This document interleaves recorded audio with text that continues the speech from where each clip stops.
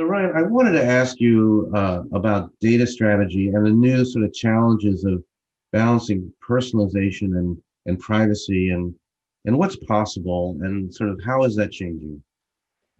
Yeah, so there's so much in the news and about the dire straits that our industry is in because of privacy and technology challenges that are pending or changes that are pending. I have a different POV on that, in that, what we previously had in our reliance on cookies was not the best for consumers, and it also wasn't ever fully realized potential. Cookies were really a hack on a hack, and we need to do better. And every challenge gives us an opportunity to rethink what is the balance of personalization and privacy for consumers. I'm ultimately responsible for ensuring that my customers have a solution to communicate effectively and drive marketing objectives to the end consumer.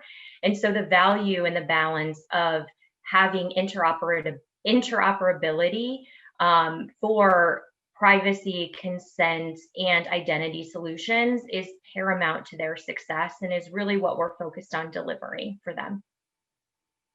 So what do identity solutions look like? How have they changed? What are the data sources that are necessary now, and how are you working with partners? Yeah, so at Amobee, and definitely myself and speaking with my customers, I don't believe there's a one size fits all. Um, there are people who are data rich, who have one-to-one relationships, a lot of e-commerce platforms, who already have the necessary consent to do highly personalized advertising.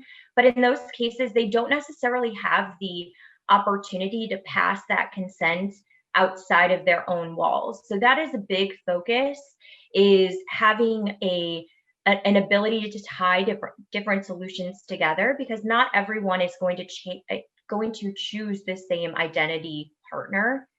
And then there's advertisers who I wouldn't consider data poor, but have less one-to-one relationships in a digital world with consumers.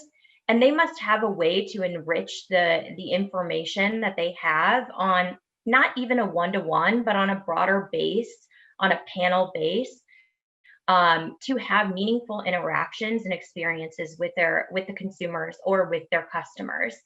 And so thinking about that, it it really boils down to two or three things. Number one, what is your current one-to-one relationship look like, and is it necessary to maintain the level of information that you have about those consumers, and do you have their permission?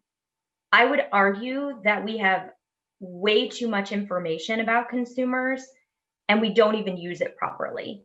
Number two, how do you enrich that relationship with the consumer so they know that you care about their privacy? How do you have this two-way conversation that says, I care about your privacy, but I'm going to use data to make your experience better? And that value exchange is understood and able to be three, utilizing the right technologies that can interact between partners to honor that relationship and that value exchange that you have gathered from your customers or from consumers as a whole.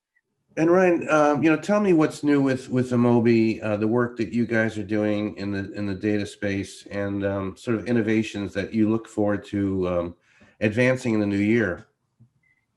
So the industry continues to be not just challenging with fragmentation of identity solutions, but also we're bringing on board television and connected television and all different types of interactions to be transacted in a more digital and programmatic way.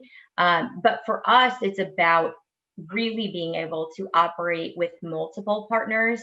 So we have great partners like LiveRamp, like TapAt, like TransUnion, that we are very invested in ensuring that whatever partner our customer chooses, that we can facilitate those data-rich strategies in targeting and planning and measurement in a way that we don't believe others can yet. And so we're very excited about that.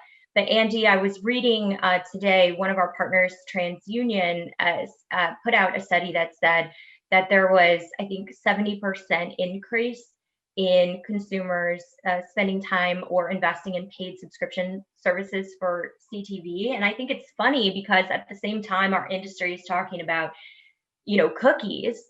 Connected television and television as a whole never ran with cookies, right? So we've got to get some focus and some reality checks and saying, yes, we've got to solve for cookie and identity, but it has to go beyond the cookie, and it has to connect to household level information. It has to connect to different means or mediums for communicating with these consumers, which includes television.